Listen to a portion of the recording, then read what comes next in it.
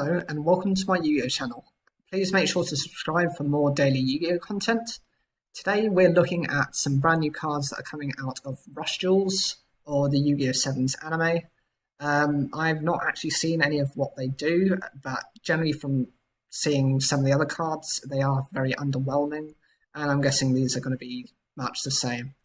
The first card is Spark Heart Girl. It's a level 3 fire attribute spellcaster type effect monster with 800 attack and 1200 defense. The requirement is you send one monster level 4 or lower from your hand to the graveyard to activate, and the effect is choose one face-up monster your opponent controls. It loses 500 attack until the end of the turn. Then you can choose to set up one Sparks and Curtain of Sparks, each from your graveyard in your spell and trap zone. I'm not sure of what those cards do. If they're okay, that's fine. The stat reduction is actually pretty decent.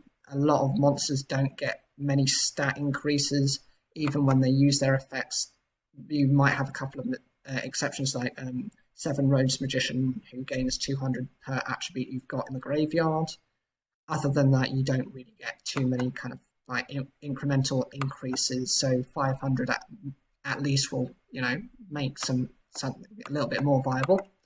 The next card is Seus, the Mighty King of Bestial Wings. It's a level 7 wind attribute beast type effect monster with 1900 attack and 2500 defense. The requirement is if the number of face-up monsters your opponent controls and the number of spell or trap cards you control are the same, you can send up to 3 spell or trap cards you control to the graveyard to activate. The effect is to choose one face-up monster your opponent controls. Until the end of this turn, it loses attack and defense equal to the number of cards sent to the graveyard for this effect's requirement times 1000. Whilst I like the idea of this effect, it does require you to, have the same number of spell and traps.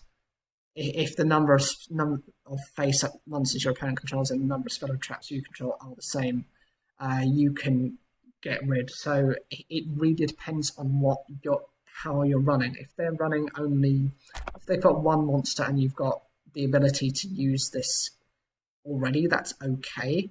If they've got 3 monsters and you have got no face downs, no spells, no traps, and you haven't got the requirement in your hand, you could be waiting for a few turns before you can use this, because otherwise it's not viable. You can't go into your main phase 2 to use this effect, because the effect only lasts until the end of the turn. It doesn't last until the following turn. It's too reliant on your opponent and you having certain numbers of cards, and every time you have to be reliant on your opponent, and I am consistent with this, it's always a bad thing. You should always determine your own strategies and your own way of doing things. Relying too heavily on your opponent means they are most likely to be able to either pick up on that or be able to play around it. Never give your opponent that much strength. The next card is Ancient Arise Dragon. It's the final card revealed, and it's a level 7 water attribute dragon type effect monster with 2400 attack and 1600 defense. The requirement is to send the top card of your deck to the graveyard to activate, and the effect is this card gains 600 attack until the end of this turn. If Clear Ice Dragon and Burning Blaze Dragon are in your graveyard, you can shuffle those 2 monsters into your deck. If you shuffle them back, choose one face-up monster with 1500 defense or less your opponent controls and destroy it. The effect is really easy to get off. It turns itself essentially from a Red Eyes Black Dragon to a Blue Eyes White Dragon, with that stat changed from its attack to its increase. The second part of the effect, it's okay because that's just how the deck is supposed to be run. You're supposed to have the Clear Ice Dragon and the Burning Blaze Dragon. The problem I have with that is a couple of things. First, they have to be in the graveyard and you have to shuffle them back. The second problem is your opponent has to have a face-up monster. And my third problem is it has to have 1500 defense or less to be able to use that effect.